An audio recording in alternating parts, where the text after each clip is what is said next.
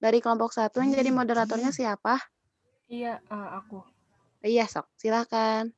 Ya, Assalamualaikum warahmatullahi wabarakatuh. Halo. Alhamdulillahirrahmanirrahim, kita masih diberi kesehatan dan kenikmatan untuk bisa belajar ya pada hari ini.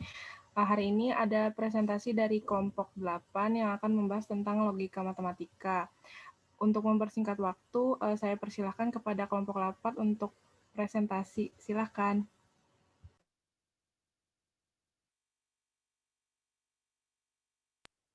Ya, baik. Suara saya terdengar? Sebentar. Baik, bismillahirrahmanirrahim. Assalamualaikum warahmatullahi wabarakatuh. Assalamualaikum warahmatullahi wabarakatuh.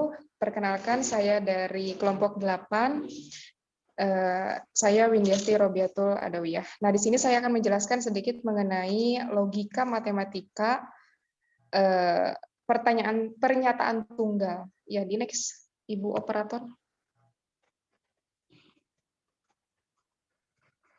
Nah, sebelum masuk ke pernyataan tunggalnya, kita harus tahu terlebih dahulu ya, logika matematika itu apa. Nah, logika matematika itu adalah ilmu yang mempelajari tentang cara berpikir yang logis ataupun masuk akal.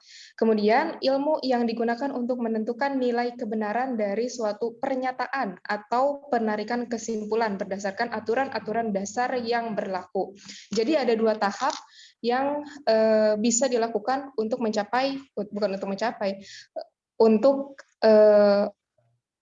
apa sih? Ya, mencapai lah ya mungkin ya. Mencapai pada logika matematika. Yang pertama yaitu pernyataannya, kemudian penarikan kesimpulannya. Ya, di next. Nah, logika matematika ini sudah saya tadi sebutkan ya, ada penarikan kesimpulan, kemudian ada pernyataan. Nah, di sini saya akan menjelaskan mengenai pernyataan yang jenisnya tunggal.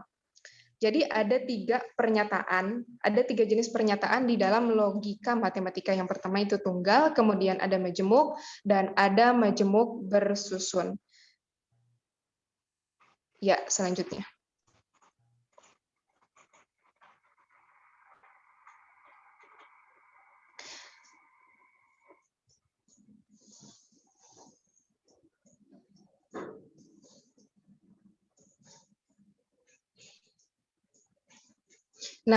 Nah, jadi ada pernyataan. Pernyataan ini bisa disebut juga sebagai proposisi ya, teman-teman. Jadi misalnya nanti jangan bingung lagi karena pernyataan ini sama dengan proposisi. Nah, pernyataan ini terbagi menjadi dua, yaitu pernyataan terbuka dan pernyataan tertutup. Nah, pernyataan tertutup ini sudah diketahui kebenarannya, sedangkan pernyataan terbuka belum bisa dipastikan kebenarannya. Nah, pernyataan adalah suatu kalimat yang bernilai benar saja atau salah saja. Dengan kata lain, tidak sekaligus dua-duanya. Jadi tidak bisa dalam satu pernyataan ini memiliki dua jenis kesimpulan, yaitu benar atau salah. Tetapi jika benar maka benar, jika salah maka hanya salah saja. Ya, begitu. Kemudian selanjutnya. Nah, bisa teman-teman lihat ya di dalam contoh ini. Contohnya itu tentukan mana yang merupakan pernyataan dan bukan pernyataan.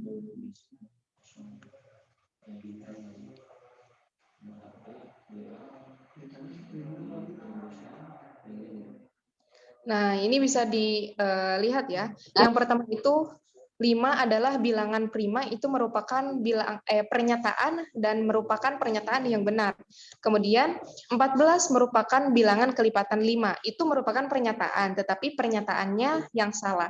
Kemudian siapakah yang tidak mengerjakan PR? Nah, itu merupakan pertanyaan, bukan pernyataan ya.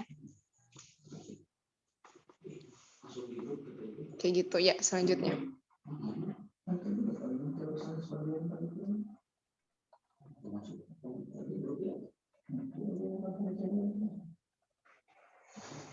Nah, lambang dari pernyataan atau proposisi ini adalah P, Q, atau R, dan huruf-huruf kecil yang lainnya gitu ya. Kemudian nilai kebenaran pernyataan yaitu B besar sebagai benar dan S besar sebagai salah. Nah, contohnya itu pernyataannya Bogor adalah kota hujan, berarti Bogor merupakan kota hujan gitu ya. Jadi sebagai labeling gitu ya kepada labeling kepada apa Kota Bogor gitu ya sebagai kota hujan, maka labeling tersebut adalah pernyataan yang benar. Jadi bisa disimpulkan bahwa pernyataan tersebut benar dengan B besar begitu. Kemudian selanjutnya, nah di sini juga ada ingkaran atau negasi. Negasi ini merupakan pernyataan yang berkebalikan dengan pernyataan yang sebelumnya dengan lambang apa sih namanya tuh? Lambang strip kayak gitu ya, atau bisa dengan strip. Nah, dibacanya itu bukan atau tidak. Contohnya itu, tentukanlah negasi dari pernyataan berikut. Pernyataannya adalah 2 ditambah 5 sama dengan 7. Maka negasinya adalah 2 ditambah 5 tidak benar bahwa itu 7 gitu. Nah, teman-teman bisa lihat juga gitu ya. Kemudian contoh yang kedua, pernyataannya yaitu semua pelajar berbaju putih, maka negasinya yaitu tidak semua pelajar berbaju putih atau beberapa pelajar tidak berbaju putih ataupun ada pelajar yang tidak berbaju putih. Nah, ada tabel kebenaran dari ingkaran. Tabel kebenarannya misalnya Pernyataannya merupakan hal yang benar. Kemudian tabel ingkarannya ini berarti yang tidak benar dari pernyataannya. Kemudian benar berarti ingkarannya adalah salah, dan ketika pernyataan itu salah maka ingkarannya adalah benar gitu. Jadi selalu berkebalikan dengan pernyataan sebelumnya. Itu merupakan tabel kebenaran dari ingkaran. Nah, selanjutnya adalah pernyataan majemuk dan kemudian ada majemuk bersusun yang akan disampaikan oleh pemateri selanjutnya. Terima kasih.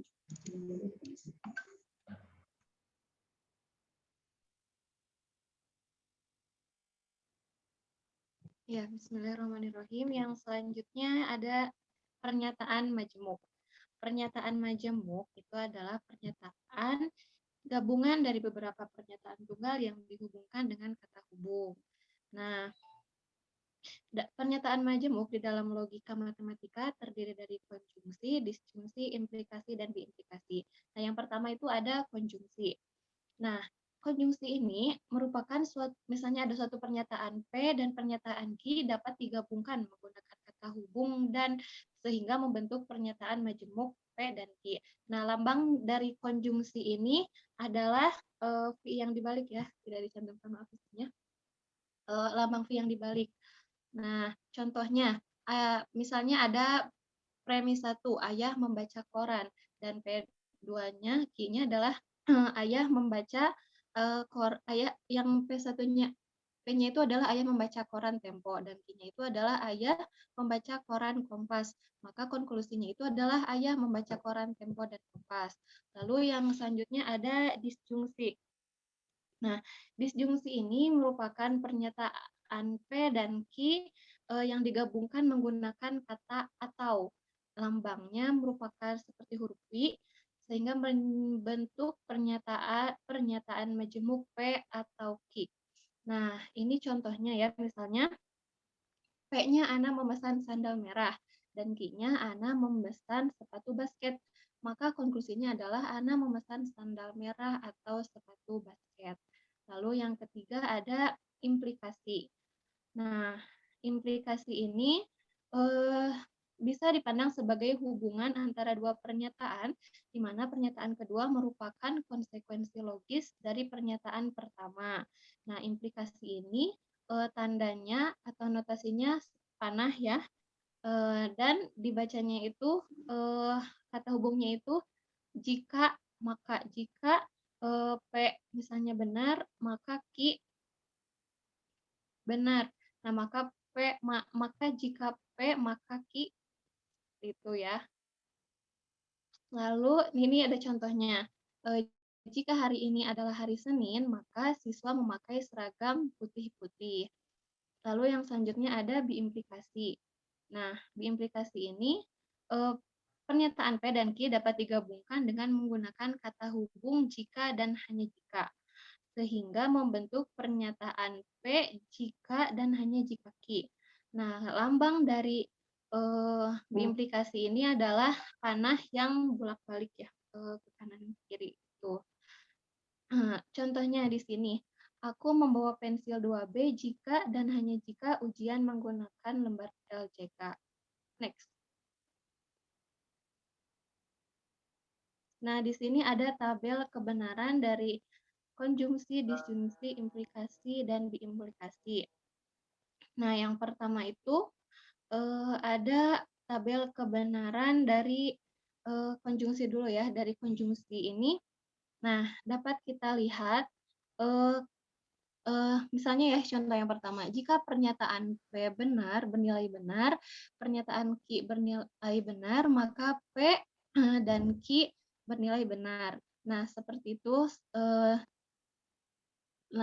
Seperti itu ke bawahnya.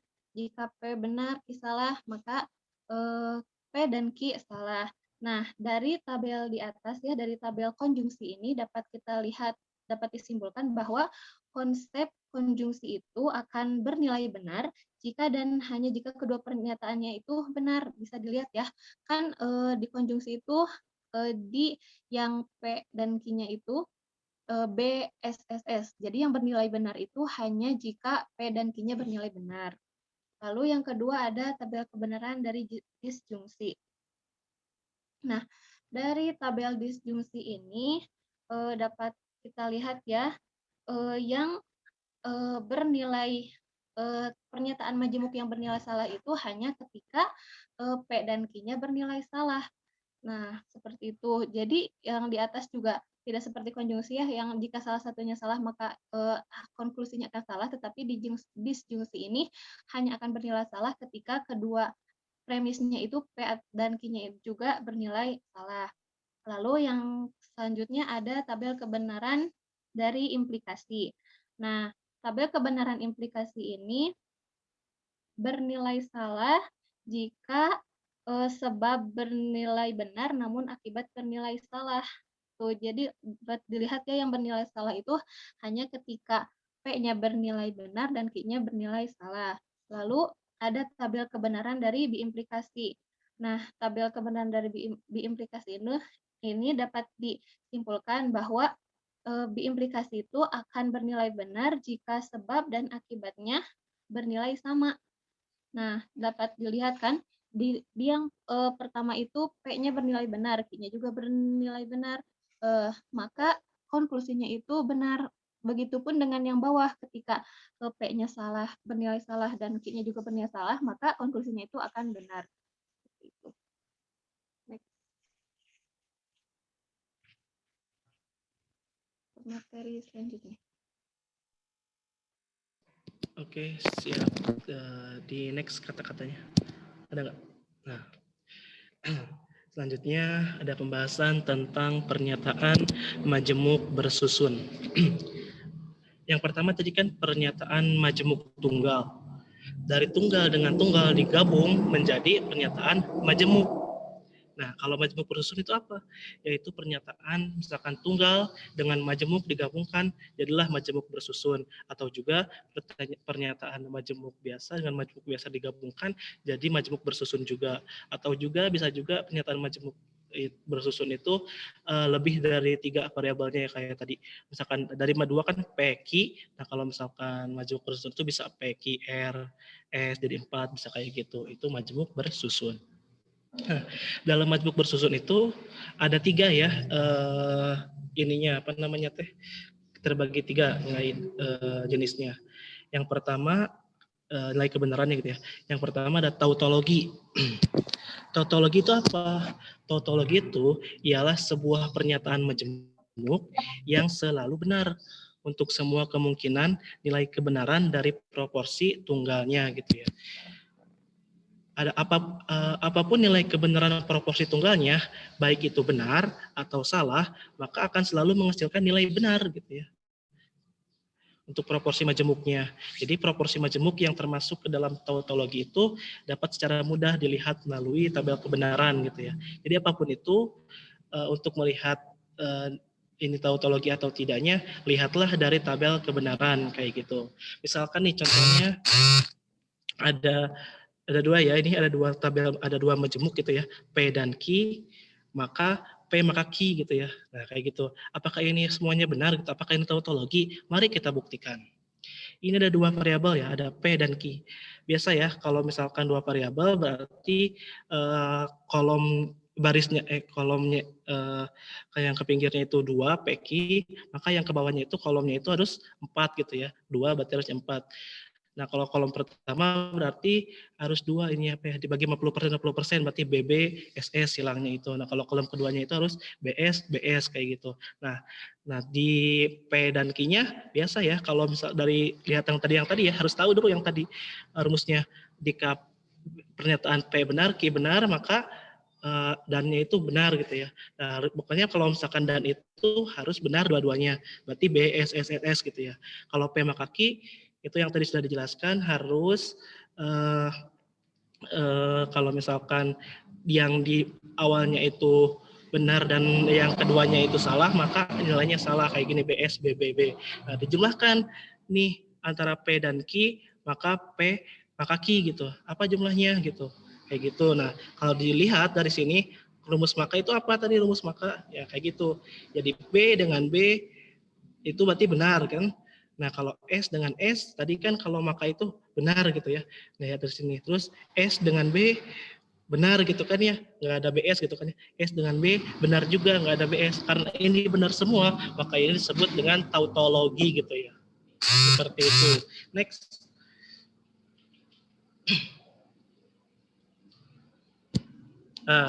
Nah, ini juga sudah ada yang sudah ada yang menemukan lagi dari tautologi gitu ya. Yang tadi kan 2 gitu ya, rumusnya P dan Q, maka P maka Q gitu ya. Nah, ini juga ada tautologi yang lain. Silakan buktikan kalau misalkan nggak percaya gitu ya.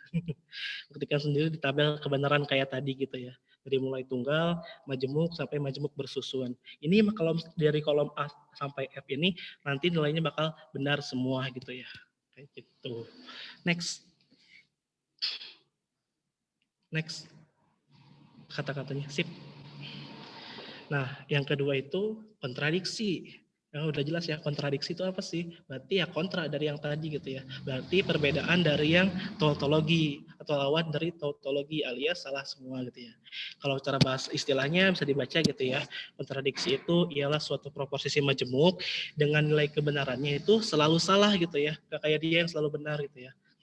Untuk semua kombinasi nilai, jadi untuk semua kombinasi nilainya itu selalu salah.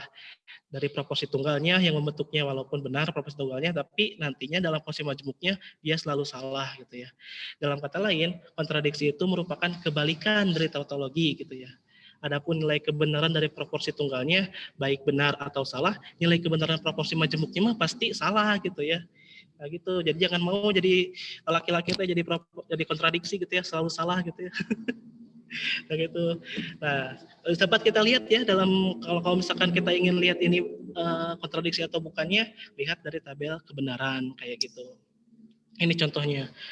P maka Q, jika dan hanya jika, P maka negasi Q gitu ya. Gimana? Nah, lihat dari sini rumusnya gitu ya. Biasa tunggal dulu ya, P-nya masukin dulu di atas, Q-nya masukin di atas, karena 2 berarti bawahnya 4, ini 2 gitu ya. Nah, jadi kayak tadi lagi BBSS, BS gitu ya, terus negasi Q, berarti negasi Q itu kebalikan, ini B berarti jadi S, S jadi B, B jadi S, dibalikin gitu ya. Nah, P dan Q, yang kayak tadi gitu ya, P dan Q, kalau harus benar dua-duanya kayak gini. Nah, terus P maka negasi Q berarti yang ini ke sini gitu ya, P ke negasi Q, apa kan harus BS, kalau BS kan salah, ini kan salah ya, tuh BS salah, yang lainnya kalau nggak ada BS berarti benar gitu. Nah, berarti ini rumusnya P maka Q dan P maka negasi Q, berarti nilainya itu harus BB ya, nggak ada BB ya, nggak ada BB di antara kedua kolom yang terakhir nih, nggak ada BB, berarti emang ini ya salah gitu ya. Berarti ini terbukti bahwa pernyataan ini adalah salah kayak gitu, selalu salah semua. Berarti ini adalah kontradiksi. Next. Nah, Udah ditemukan lagi nih, kalau nggak usah cari capek-capek nyari nih. Ini tuh pernyataan dari kontradiksi gitu ya. Rumus kontradiksi semua nih, kalau misalkan ini sama ini digabungin semuanya bakal salah semua kayak gitu. Kayak gitu. Jadi nggak usah cari capek-capek nyari nih ada berapa nih. Kalau nggak percaya nanti jadi tugas aja deh dikerjain sendiri gitu ya. Emang bener ya hasilnya bakal salah semua gitu ya. Gitu. Pasti bakal salah semua. Ini namanya kontradiksi. Next. Next. Nah, kontingensi. Nah, yang ketiga ada kontingensi gitu ya. Apa sih kontingensi itu? Ialah kontingensi itu proporsi majemuk yang tidak selalu bernilai benar dan tidak selalu bernilai salah gitu ya, kayak manusia ya, kadang ada salah kadang ada benar gitu ya. Nah, proporsi majemuk ini tuh disebutnya kontingensi. Kontingensi itu ialah suatu proporsi majemuk dengan nilai kebenaran benar dan salah gitu ya. Ada benar, ada salah gitu ya. Nilai kebenaran ini tergantung dari nilai proporsi tunggalnya gitu ya. Dan operator logika penghubungnya gitu ya, tergantung ini mah sama seperti kedua bahasan sebelumnya kayak yang tadi kayak tunggal kayak proporsi majemuk biasa gitu ya. Yang ini yang pasti nilainya itu berbeda gitu, nggak benar semua, nggak salah semua gitu ya. Kadang benar, kadang salah gitu ya. Nah kayak gitu ini namanya kontingensi seperti itu. Lihat saja nih, ini kan ada rumus P maka P dan Q jika dan hanya jika P gitu ya. Apa nilainya benar salah gitu ya, kita lihat aja nih kayak tadi rumusnya biasa ya, kalau P dan Q berarti premis 1 premis 2 itu P premis 1 dan premis 2 itu harus BB jika benarnya, berarti B S terus digabungin maka jika dan jika P apa nilainya, ternyata yang pertama benar, yang kedua benar, yang ketiga salah, yang keempat benar, seperti itu. Nggak karuan kan, nggak benar semua, nggak salah semua. Nah jika kayak gitu berarti itu namanya kontingensi. Seperti itu pembahasan tentang majemuk bersusun. Maka lanjutkan ke materi selanjutnya. Sekian, terima kasih. Iya, suara Asep terdengar jelas nggak? Jelas ya. Cek.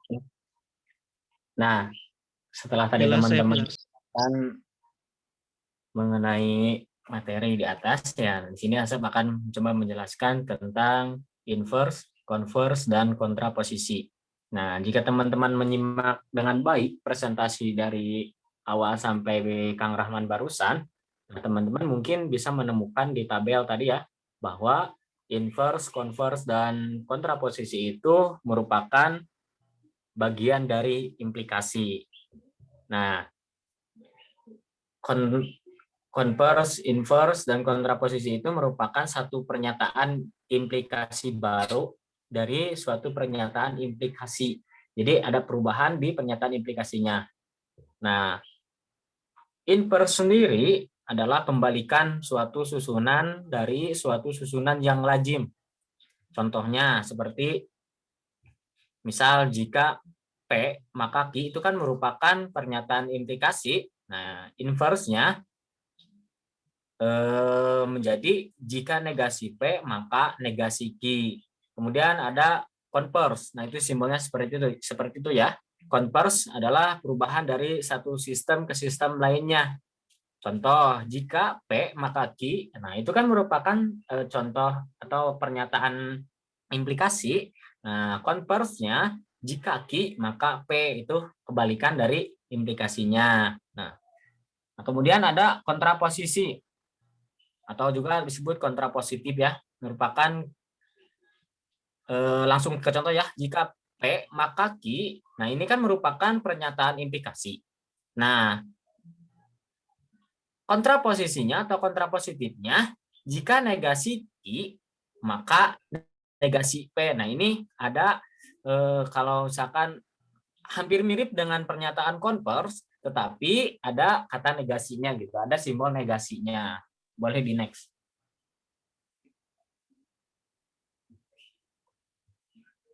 Ayo, boleh di next.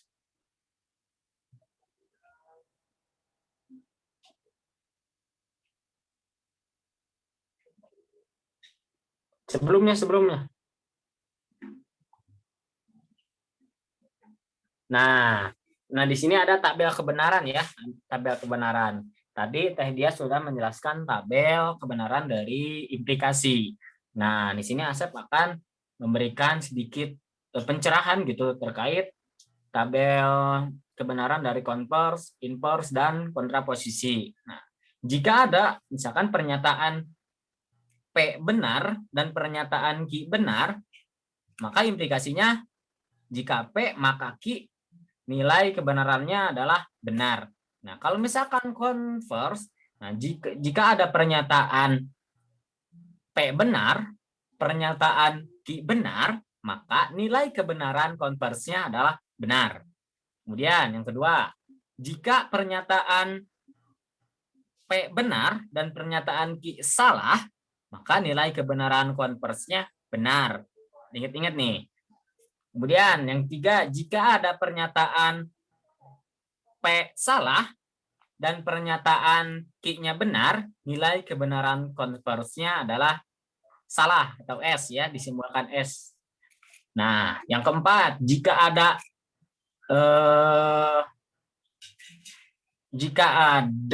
pernyataan P yang bernilai salah dan kemudian pernyataan Q juga bernilai salah, maka nilai kebenaran converse-nya adalah benar. Nah, itu nilai kebenaran dari converse ya. Tinggal dilihat dari rumus di sini ya. Kemudian selanjutnya ada inverse. Nah, ini ada simbolan atau tidak ya, tadi Teh Windy menjelaskan. Contohnya seperti ini. Jika ada pernyataan P bernilai benar dan pernyataan Q bernilai benar, maka nilai kebenaran inverse-nya adalah benar. Terus sampai bawah seperti itu ya. Nah, kecuali nomor 3, jika ada pernyataan P bernilai benar, atau maaf, jika ada pernyataan P bernilai salah dan pernyataan Q bernilai benar, maka nilai inverse-nya adalah salah. Kemudian kontraposisi. Ini juga merupakan kebalikan ya, kebalikan dari implikasi dengan menggunakan negasi. Jika ada pernyataan P bernilai benar dan pernyataan Q bernilai benar, maka kontraposisinya adalah bernilai benar. Kemudian yang kedua, jika ada pernyataan P bernilai benar dan pernyataan Q bernilai salah, maka nilai kontraposisinya bernilai salah. Kemudian nomor 3 dan nomor 4, jika ada pernyataan, nomor 3 dulu, jika ada pernyataan P bernilai salah dan pernyataan Q bernilai benar, maka kontraposisinya bernilai benar. Dan yang terakhir, jika ada pernyataan P dan Q itu bernilai salah, maka kontraposisinya bernilai benar. Nah, supaya tidak pusing, kita langsung saja ke contoh ya. Boleh di next.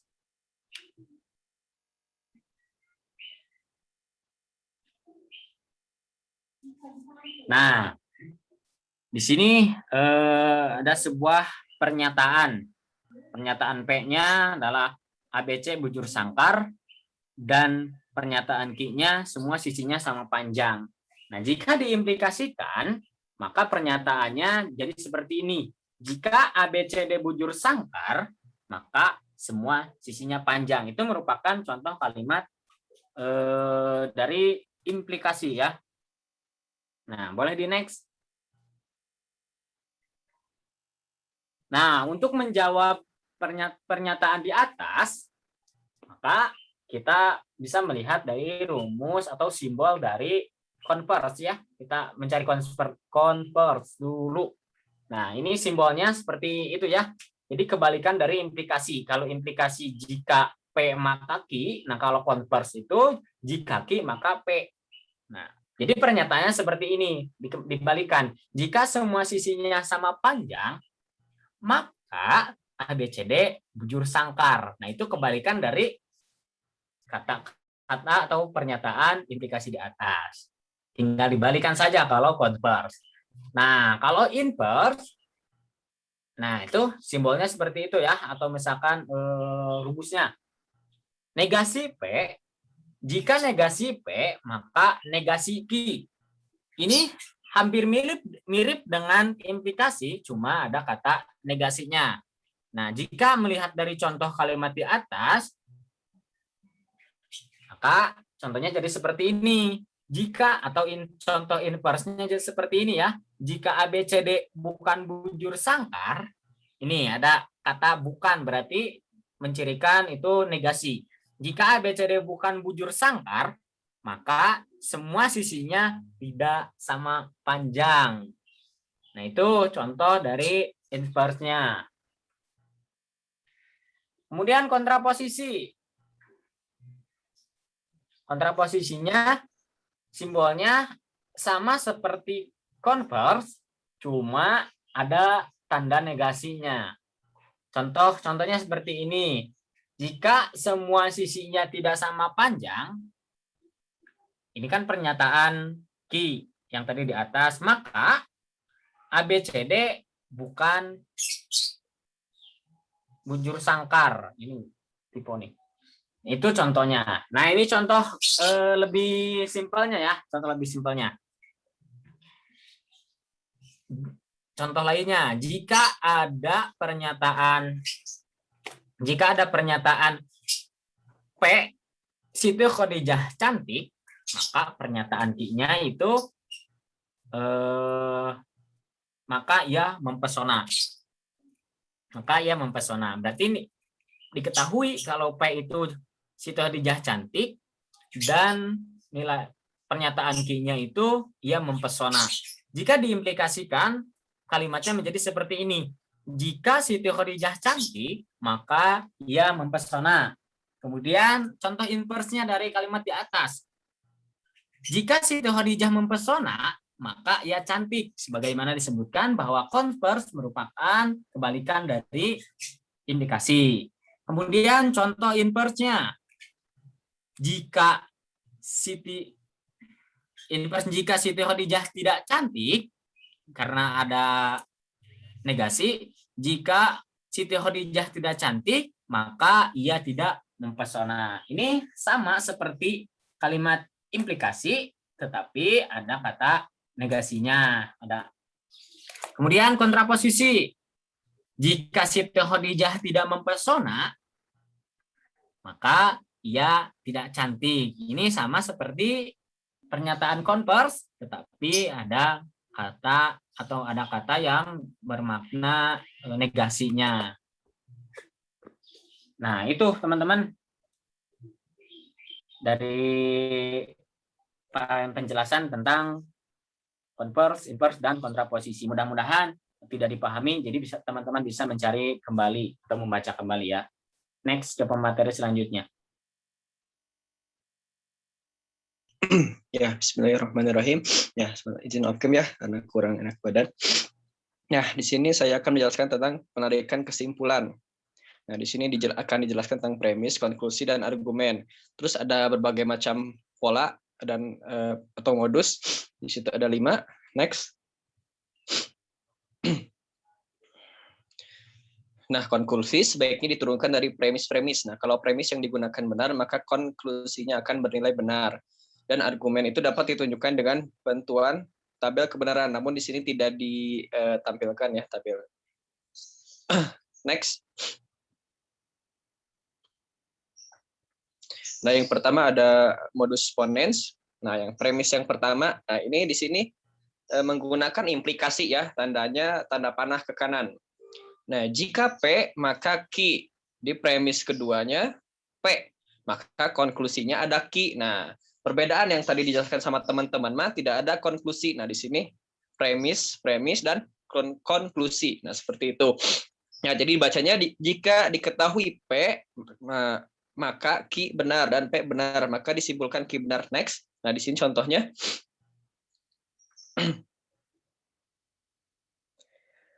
Nah, contohnya premis 1, jika 2 ditambah 3 sama dengan 5, maka 5 lebih dari 4. Premis kedua, 2 ditambah 3 sama dengan 5. Konklusinya adalah 5 lebih besar dari 4. Nah, yang Q tadi. Nah, yang pertama premisnya P, jika P maka Q, yang kedua premisnya P, maka konklusinya adalah Q. Nah, seperti itu ya. Contoh yang lain misal oke lah. Ya udah. Contoh yang lain misal jika Asep belajar maka Asep akan lolos CPNS.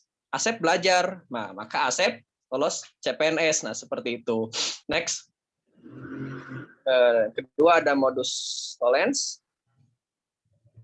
Nah, yang premis pertama, jika P maka Q.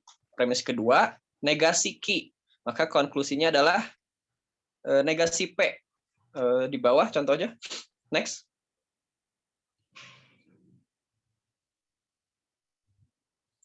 Nah, premis pertama, jika hari hujan, maka cuaca dingin.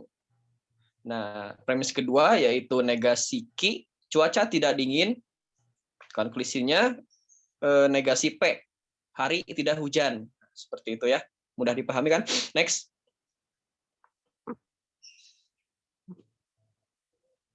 Nah, sekarang ada prinsip silogisme. Prinsip pertama, jika P maka Q. Premis kedua, jika Q maka R. Konklusinya adalah jika P maka R. Nah, itu ya. Next. Nah, di sini contohnya.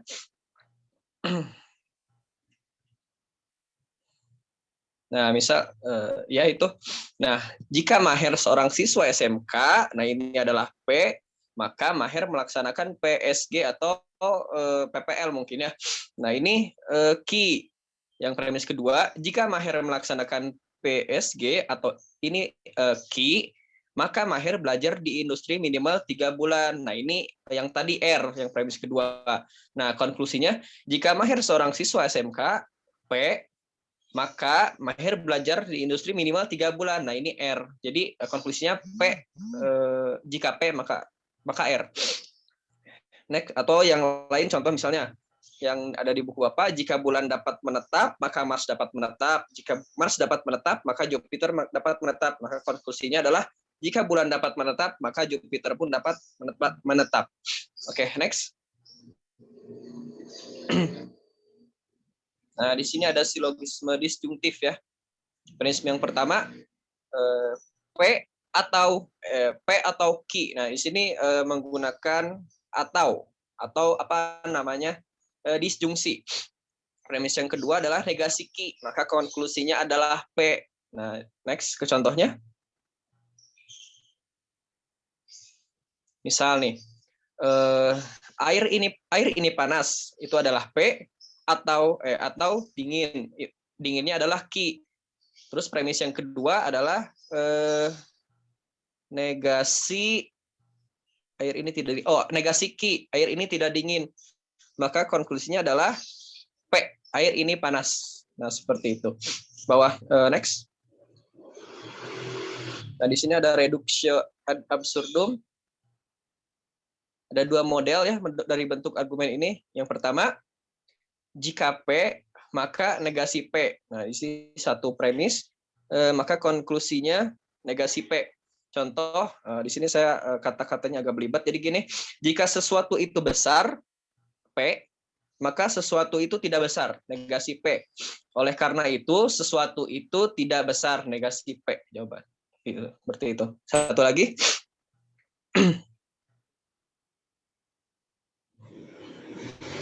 Nah, yang kedua, jika P, maka Q, dan ini salah ya, dan harusnya negasi Q.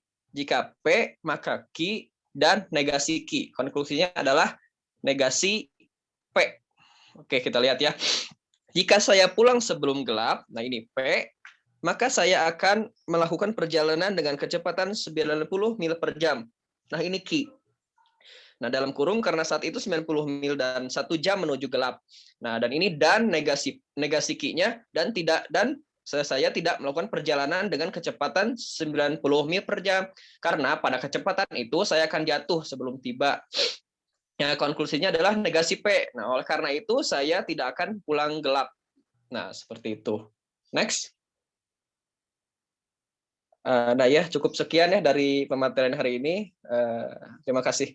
Saya kembalikan pada moderator.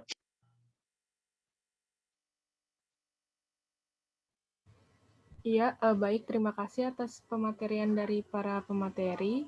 Selanjutnya akan dibuka sesi diskusi. Bagi yang ingin bertanya, silahkan langsung on mic aja ya, atau boleh diketik. Lalu juga nanti pertanyaannya diketik lagi ya di kolom chat. Makasih.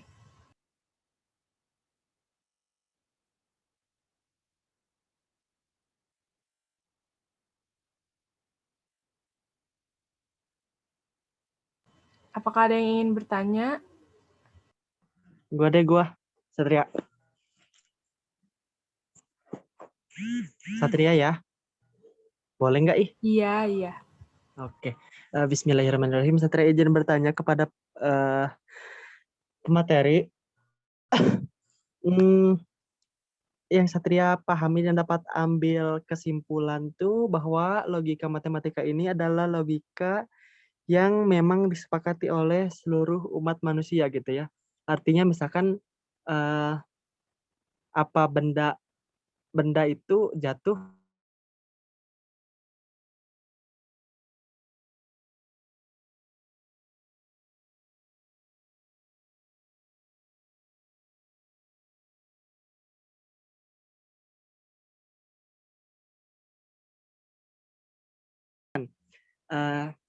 Satria latihan nyanyi dengan keras.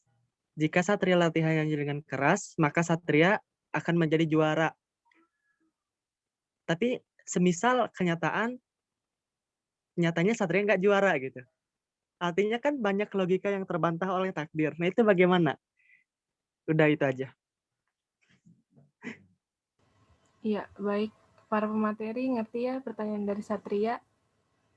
Itu apa? Satria boleh diketik lagi pertanyaannya. Iya. Oke, baik. Bentar. Selanjutnya, apakah ada yang ingin bertanya lagi?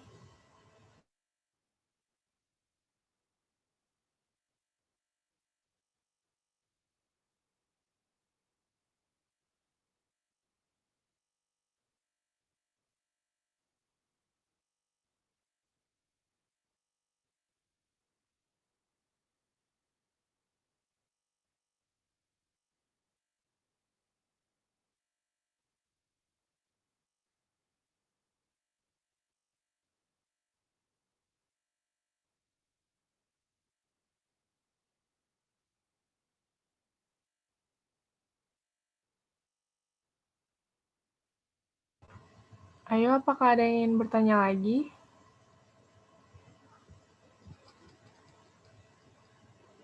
Dari yang ahwatnya mungkin?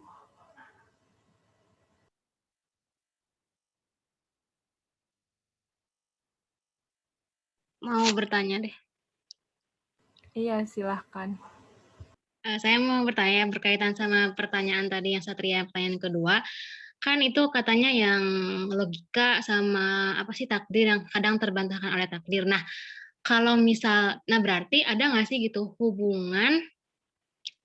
ada nggak hubungan antara logika sama takdir? Nah, terus kalau misalkan ada, gimana? Terus kalau misalnya beda itu beda itu gimana? Jadi apakah ada persamaan atau logika yang dipaparkan logika matematika sama logika logika tuh nggak bisa dikaitkan sama takdir gitu. Jadi ngerti nggak pertanyaannya? Jadi apakah logika sama takdir itu hal yang bisa dihubungkan apa enggak gitu intinya? Kasih. Iya, baik. Apakah ada yang ingin bertanya lagi?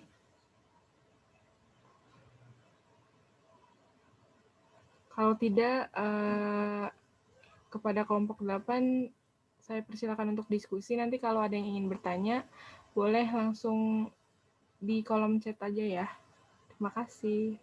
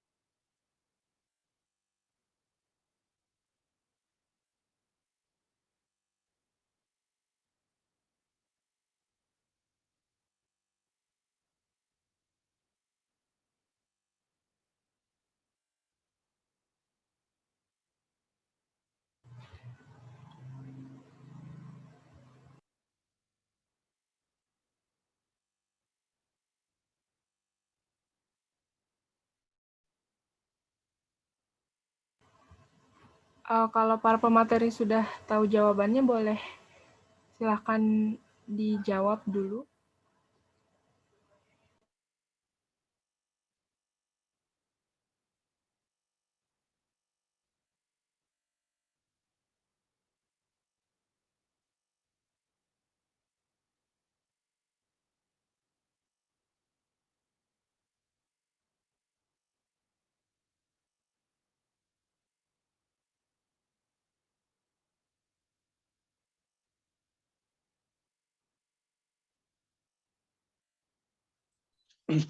Saya akan jawab yang Satria, boleh? Iya, silahkan. Yang pertanyaan kedua, ada ulangannya nggak? Yang mana sih? Yang katanya apa? Satria apa? Apa sih? Aduh, lupa.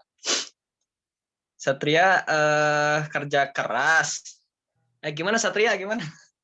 Oh iya, yang tadi kalau Satria latihan bernyanyi gitu dengan keras, maka Satria akan jadi juara. Tapi kenyataannya tidak. Satria tidak juara.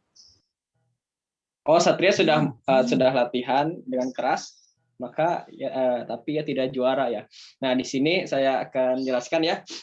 Nah, di sini karena kita menggunakan ilmu logika. Nah, apa ilmu logika?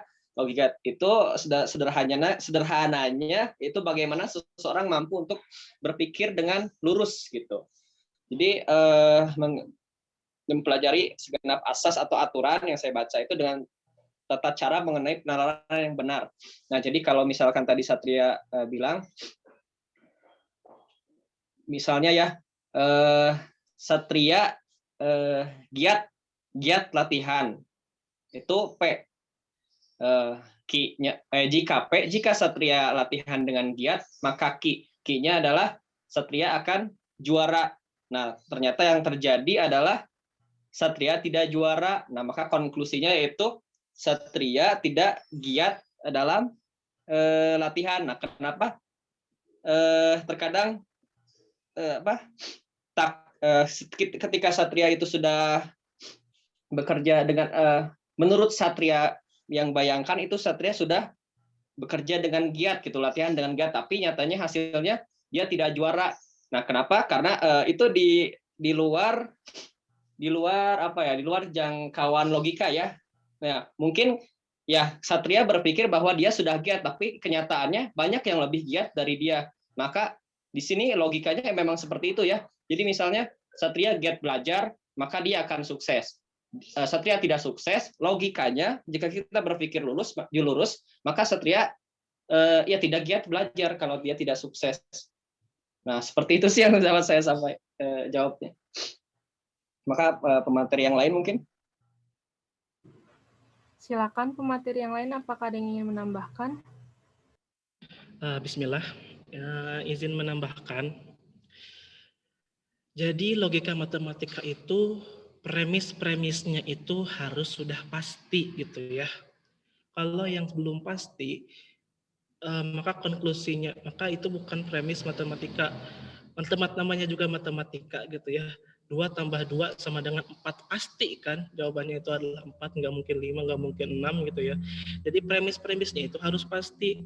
Kalau misalkan tadi dijelaskan kata Satria, misalkan Satria berlatih nyanyi dengan keras gitu ya, maka Satria akan juara. Belum tentu kan itu mah, belum tentu itu mah, karena harus ada, karena pasti di sana juga ada premis ada peserta yang lain yang lebih keras, atau ada premis lain. Misalkan Satria belajar dengan keras, tapi atau dan harusnya pakai dan, misalkan dan menempuh hasil yang ini gitu ya. Itu kan tadi kan kalau misalkan belajar dengan keras itu belum pasti dia bisa juara, karena ya belajar dengan keras itu ya belum satu kepastian gitu. Jadi kalau misalkan premis logika matematika itu harus sesuatu yang pasti. Kalau misalkan dikaitkan dengan keagamaan, misalkan seperti ini, orang yang bertakwa, jika dia bertakwa maka dia akan masuk surga. Itu bisa kan, benar kan kata Allah juga, jika dia bertakwa gitu ya, maka Allah akan masukkan ke dalam surganya. Jika dia berilmu dan bertakwa, maka dia akan diangkat derajatnya. Itu ada konklusi kan, jika dia berilmu dan konklusi kedua dia bertakwa dan bertakwa, maka karena dua-duanya benar, maka dia akan maka dia akan diangkat derajatnya, seperti itu. Jadi ada kaitannya gitu ya antara logika matematika dengan logika keagamaan, seperti itu. Kalaupun itu dengan takdir itu apa ya tadi itu? Kalau misalkan takdir, tapi takdirnya itu dikaitkan dengan ini ada contoh lagi dari Satria. Apa tadi teh? Tapi, bentar. Tapi tadi contohnya gini, kalau A belajar giat, maka dia akan lulus UN. Itu juga bukannya nggak pasti.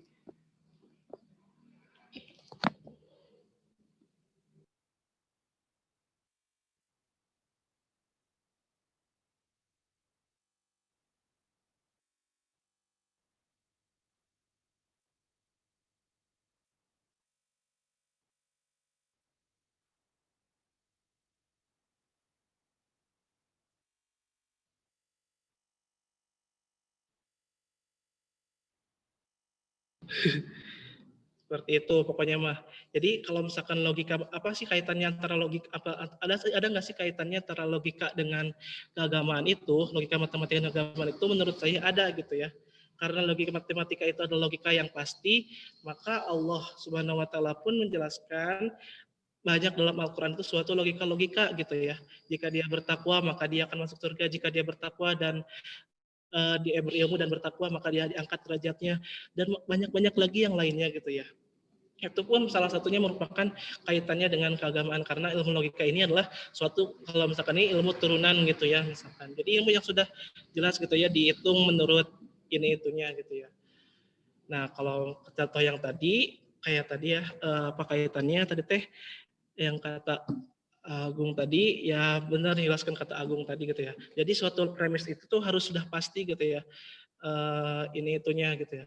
Kalau misalkan mau ini, tapi kan kalau misalkan tadi kan juara itu kan patokannya 3 orang.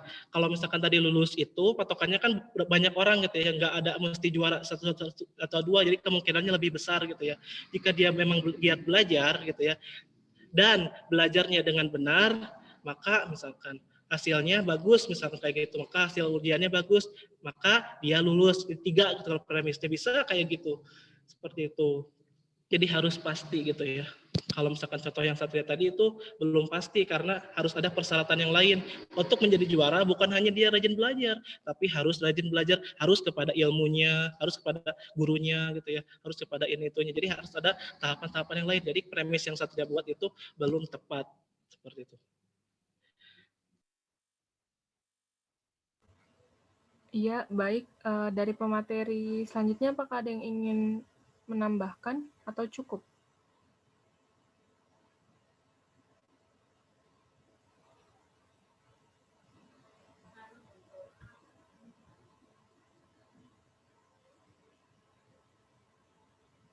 Ya, pemateri yang lain?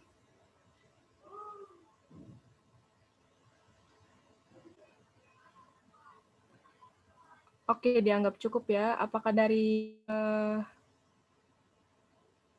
teman-teman ada yang ingin menambahkan?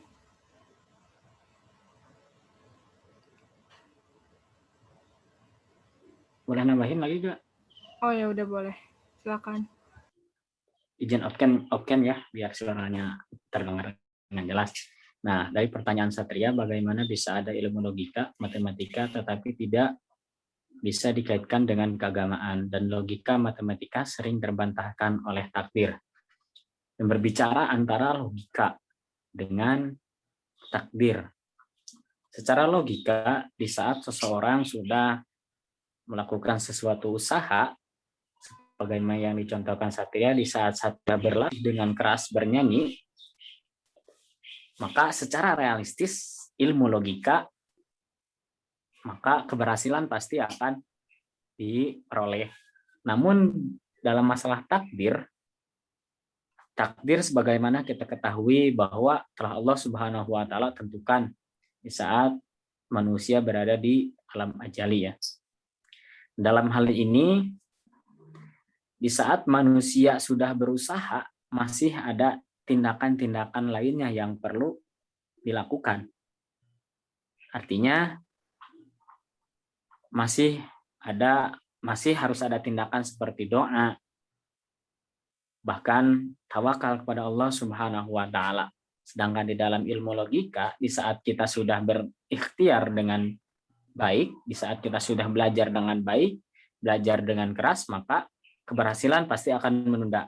Namun di dalam konsep takdir, keberhasilan itu tidak hanya dapat diraih dengan hasil berusaha saja, melainkan harus ada doa dan juga tawakal kepada Allah Subhanahu wa taala agar apa yang telah kita usahakan, apa yang telah kita perjuangkan itu dapat menuai hasil sebagaimana yang kita inginkan.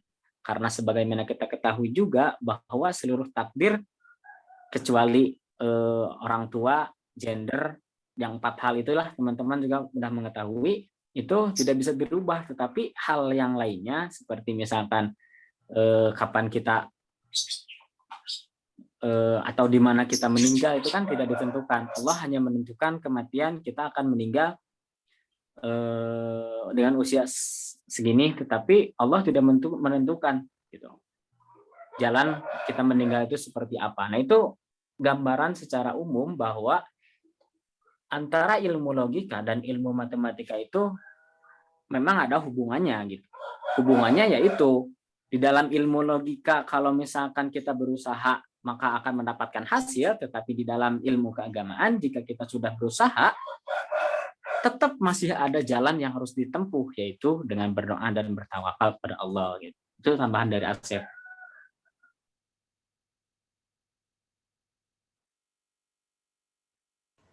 Ya, baik. Kepada Satria, apakah ingin menanggapi? Oke, Satria izin menanggapi pernyataan yang tadi atau menurut kelompok ini, Weh.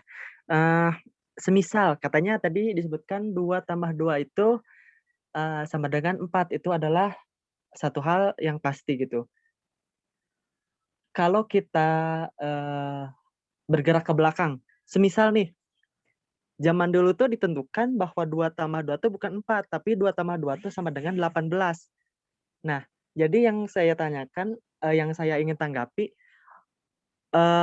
kepastian menurut ilmu matematika logika ini apa gitu? Satria masih belum paham gitu.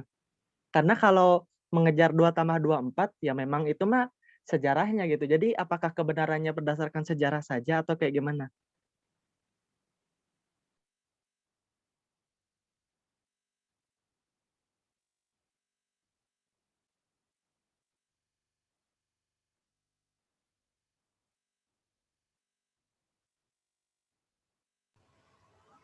Baik, dari para pemateri apakah ingin menanggapi yang Satria terlebih dahulu atau mau jawab yang Ayla dulu? Apa Teh tanggapi dulu aja, soalnya kan biar runtut. Oh ya, silahkan. Dan ini nyambung juga ke pernyataan saya gitu ya.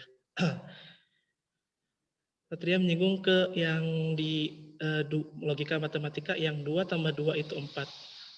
Bukankah dulu cina 2 tambah 2 itu bisa jadi 18 dari mana gitu ya? 2 tambah 2 adalah 18. Kan 2 apa ya? Ini itu logika kenapa saya mengibaratkan ke angka gitu ya? Kenapa saya mengibaratkan ke angka? Karena suatu angka itu gitu ya, dalam matematika, dalam ini itu adalah ibaratnya suatu kepastian gitu ya.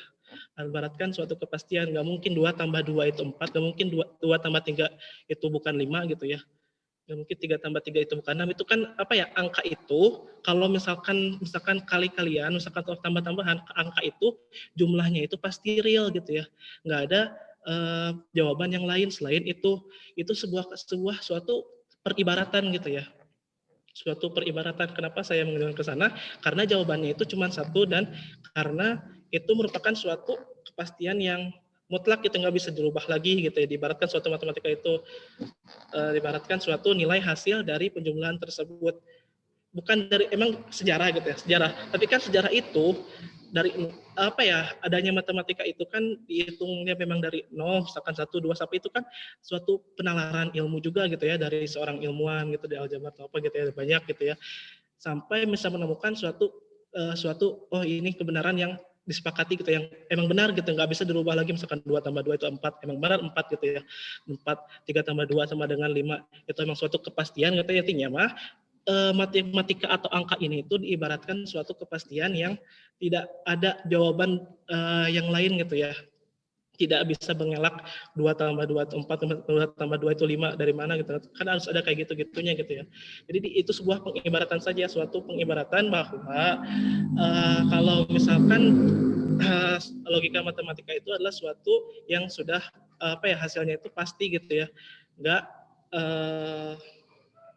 ada bukan ada jawaban yang lainnya. Misalkan kayak gini, 6 itu kalau misalkan dibalik gitu ya, 6 itu hasil dari mana? 3 tambah 3. Bukan, bisa juga 2 kali 3. Misalkan bukan, tapi bisa juga 12 bagi 2, cina kayak gitu. Nah, kalau itu dibalik bukan logika matematika. Kalau logika matematika itu logika matematika dari ini langsung ke jawaban gitu ya, kayak gitu. Jadi satu ini jawabannya satu, kayak gitu. Jadi suatu kepastian yang ini kayak gitu. Begitulah. Itu dari saya. Sedikit dari Asep. Boleh nggak? Moderator. Nah, kalau misalkan 2 tambah 2, itu sebagaimana diungkapkan oleh Kang Rahman, itu merupakan kebenaran ya. Kebenaran. Nah, maksud dari kebenaran di sini adalah kebenaran secara sains. Kebenaran secara sains yang dihasilkan dari misalkan sebuah penelitian atau observasi dan lain sebagainya yang telah disepakati oleh para pakar dalam hal itu gitu. Itu maksud Kang Rahman. Namun misalkan berbicara dalam takdir itu merupakan nilai kebenarannya itu nilai kebenaran absolut. Itu nilai kebenaran dari Allah Subhanahu wa taala. Maka kita tidak bisa membantah lagi gitu. Di satu sisi kalau kebenaran secara sains itu tidak bisa dibantahkan karena udah ada kesepakatan secara pakar gitu, semua pakar udah sepakat bahwa 2 tambah 2 itu adalah 4, itu kebenaran sudah jadi kebenaran yang telah disepakati oleh para pakar. Maka kita tidak bisa mengganggu-gugat. Bisa saja kita mengganggu-gugat, tapi melalui proses yang panjang, misalkan mengajukan permohonan ke lembaga apa gitu di dunia, saya mah pengen diganti kalau 2 tambah 2 itu jangan 4 lah, maunya jadi 5. Nah, itu butuh misalkan pengajuan. Nah, berbeda dengan kebenaran secara absolut, yaitu kebenaran dari Allah Subhanahu wa taala yang memang itu tidak dapat diganggu-gugat gitu. Kita sebagai orang-orang yang beriman, bertakwa kepada Allah Subhanahu wa taala, kita hanya harus meyakini bahwa hal tersebut merupakan dari Allah Subhanahu wa taala. Itu. Baik, terima kasih, dianggap cukup ya Satria. Selanjutnya untuk pertanyaan Ayla, silahkan kepada para pemateri untuk menjawab.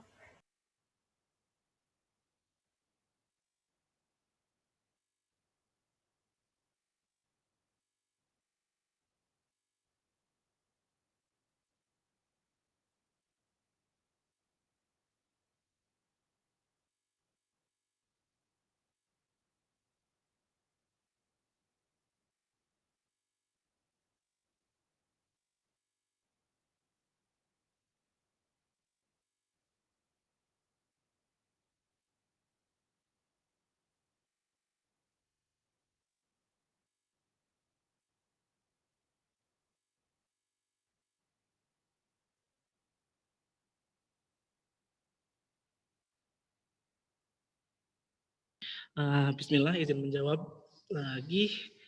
Oke, izin menjawab lagi. Kata Ayla bertanya, apakah ada tidak sih hubungan antara ilmu logika dengan takdir? Sebelum berangkat ke sana harus diketahui dulu kan takdir itu terbagi 2 gitu ya. Ada takdir yang tidak bisa dirubah atau yang sudah ditetapkan oleh Allah sejak zaman ajali gitu ya.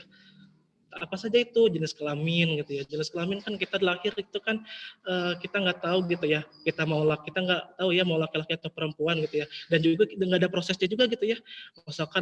Misalkan ketika membuat anaknya itu kayak gini, kalau misalkan mau jadi laki-laki itu harus kayak gini gayanya, harus kayak gini gitunya. Enggak kan? Jadi perempuan harus kayak gini nih, ininya. Enggak kan? Tapi itu mah emang sudah dari takdir yang sudah ada sejak zaman azali. Kalau takdir yang seperti itu tidak berhubungan dengan logika. Tapi kalau misalkan mau logikanya itu kayak gini aja. Allah itu maha kuasa. Allah itu maha bisa segalanya gitu ya. Allah maha bisa segalanya.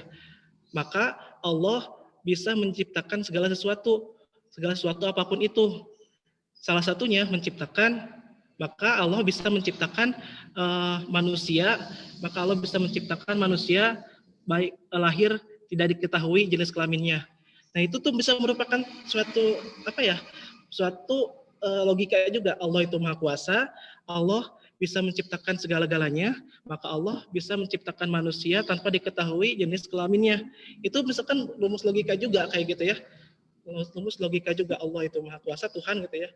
Nah itu bisa dikaitkan kayak gitu juga. Kalau misalkan logika yang dalam pikiran kita nggak tahu ya, kita nggak tahu kalau yang lahir itu mau laki-laki dan perempuan. Kalau misalkan menurut pikiran logika itu nggak bisa kayak gitu kan ya, bisa dipikirkan gimana prosesnya. Tapi kalau juga ada takdir yang bisa dirubah gitu ya.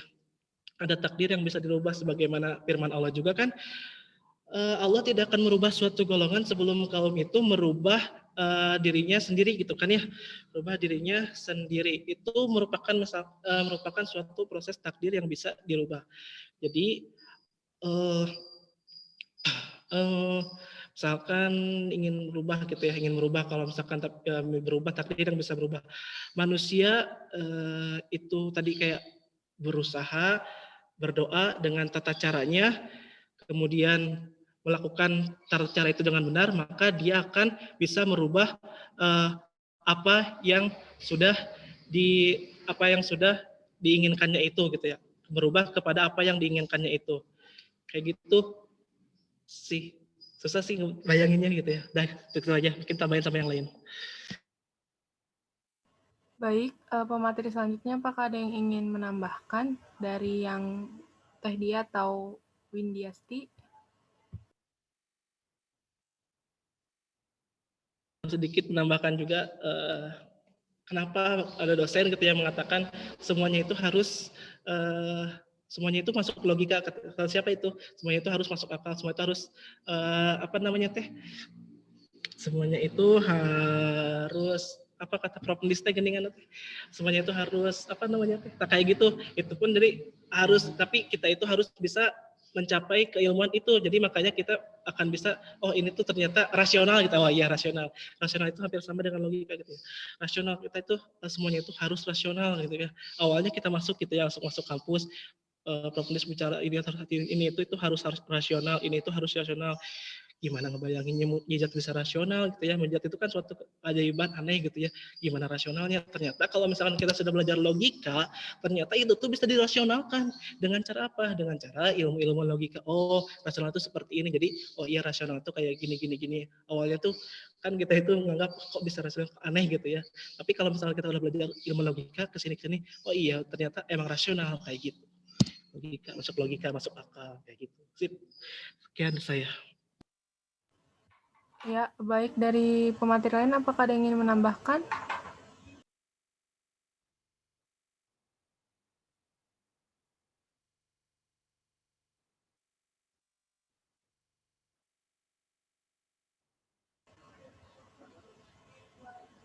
Dari teman-teman apakah ada yang ingin menambahkan?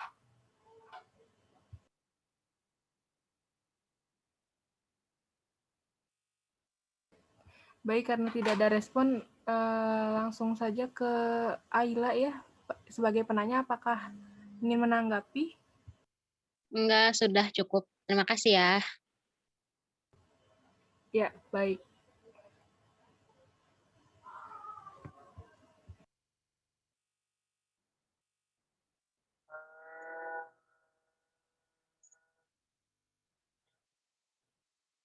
Sudah aja kalau saya mudahan seperti dipahami, karena ini kan sudah ya, ada yang kelewati hanya beda dengan simbol saja. Kan? Ya, ada yang seperti yang mengulang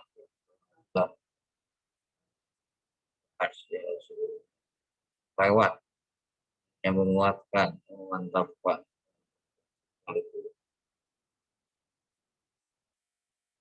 Orang ya yang ini siswa, ada siswa gabung nggak? Hadir Bapak. Dia, ya, ada dia. Dia Pak. Dia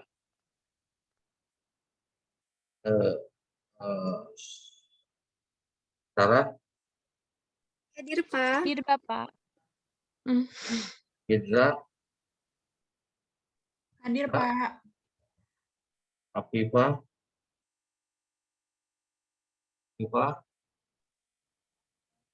ada.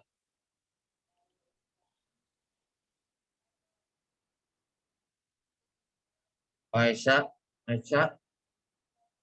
Hadir Bapak. Sali, ada Sali. Hadir Pak. Anak ini kamera. Ada Pak.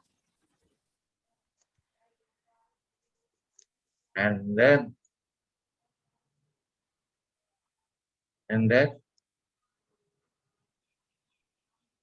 tidak ada.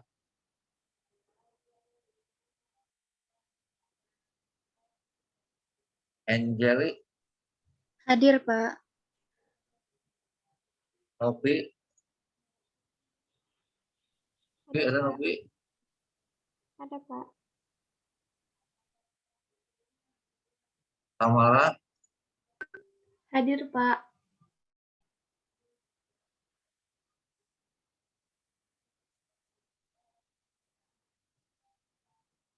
ada Novi, ada Napi ya, ada Napi.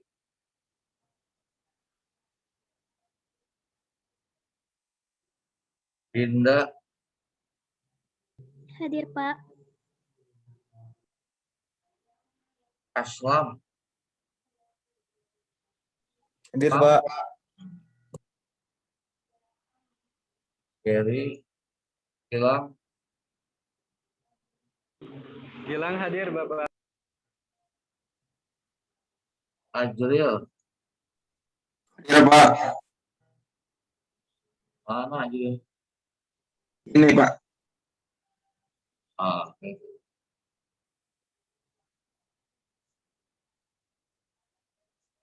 Salwa, Hadir Pak. Anur,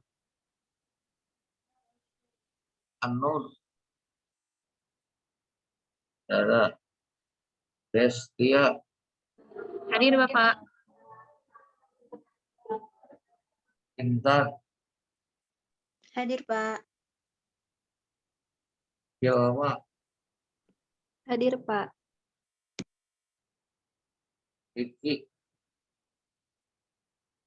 Hadir Pak. Anda, ada. Hadir Pak. Hadir. Isi, Hadir Pak. Hafid,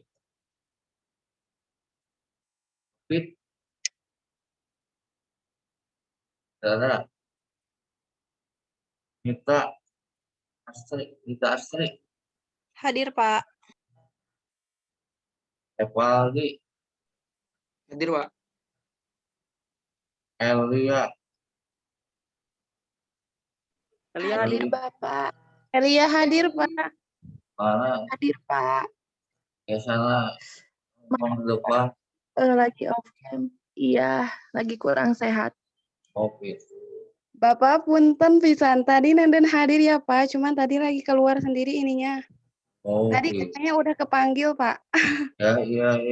Bapak tadi Dino belum tuh. Aduh Tadi, Pak, hadir ya. Pak. Makasih Udah. Pak. Rifki sudah sembuh, Rifki. Sudah Bapak. Minggu lalu saya sedang diare. Oh gitu. Sekarang sudah sembuh ya?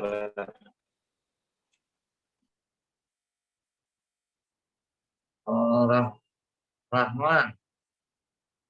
Oh iya, tak numpang luhurna.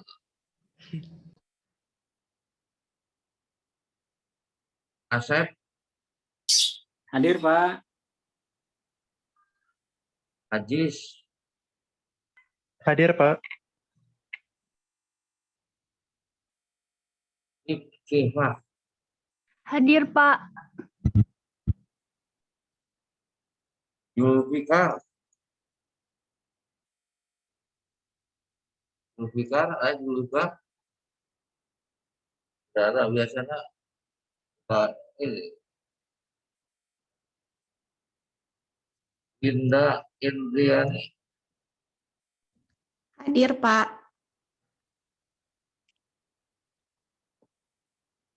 Nida Nisa. Hadir, Bapak. Bulan. Hadir, Bapak. Aisyah. Hadir, Pak. Jenniho.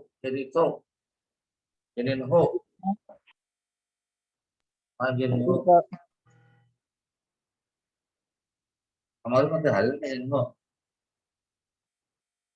Hadir, Pak, kemarin, Pak. Hadir kemarin. Hadir, Pak. Bersana. Ada.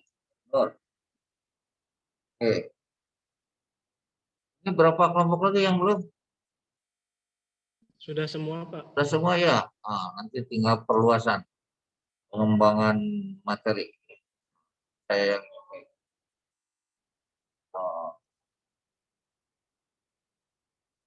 oke, kalau begitu. Hari ini kita cukup sampai di sini. Tambahan masa dari logika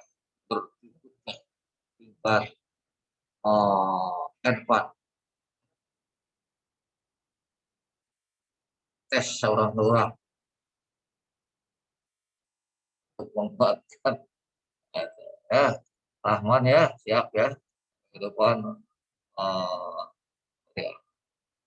Sebelum melanjutkan ngecek satu orang semuanya harus siap apa yang sudah dipelajari selama ini sudah dipahami atau belum. Sampai di sini dulu. Yang ini insya Allah next week we can meet you as Allah nasihatan wa afiatan wa quwwatan. Amin ya Allah ya. Silakan. Tadi moderatornya itu apa? Tutup dan doa penutup dan akhir majelis. Silakan. Gimana, Pak? Subhanakallah. Mari kita tutup mata kuliah ini, pembelajaran kali ini. Mudah-mudahan Allah Subhanahu wa Ta'ala memberikan keberkahan atas ilmu yang kita dapatkan hari ini.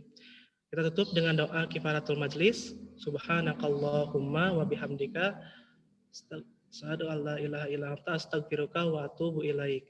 Assalamualaikum. Alhamdulillahirabbil alamin. Assalamualaikum warahmatullahi wabarakatuh.